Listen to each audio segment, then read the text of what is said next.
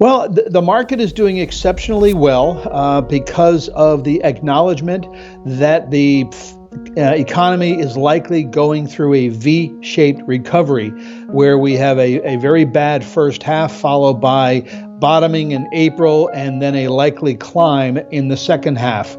And I think investors are under the opinion that analysts are overestimating the decline in corporate profits, and as a result are basically trading, ignoring the earnings growth projections, and as a result, PE ratios. I don't think that we're going to have the Fed or Congress pull back on stimulus that it feels the economy needs in order for it to continue to improve. First off, the Federal Reserve has already done an awful lot in terms of cutting interest rates to zero, in terms of supporting the money market funds, and then purchasing bonds, whether it's treasuries, municipalities, or ETFs.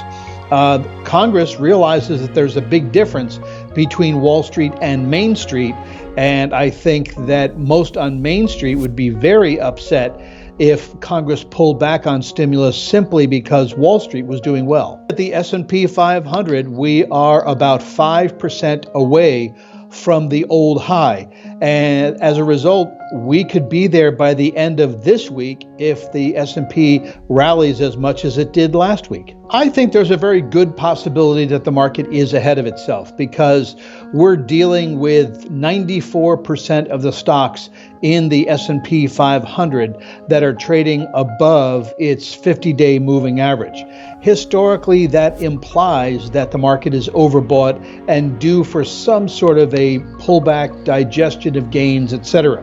Does not mean that the bull market has run its course and the bear market will be re-emerging.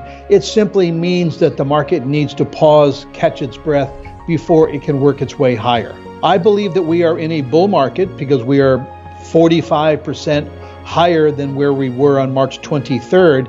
What would make me feel as if we were definitely in a new bull market is if A, we either got back to a new all-time high, or B, we did not undercut the March 23rd low within 6 months.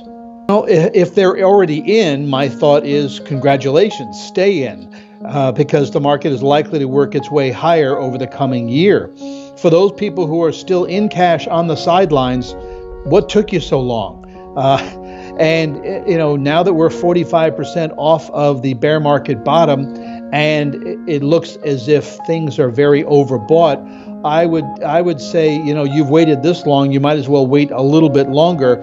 Or if you are itchy, then I would say put a little bit in, but wait to put a majority back in after we have seen some sort of decline. Well, right now, the consumer staples, that's food, beverage, tobacco companies, as well as healthcare, are underperforming. Communication services is also underperforming, mainly because they held up so well during the market decline.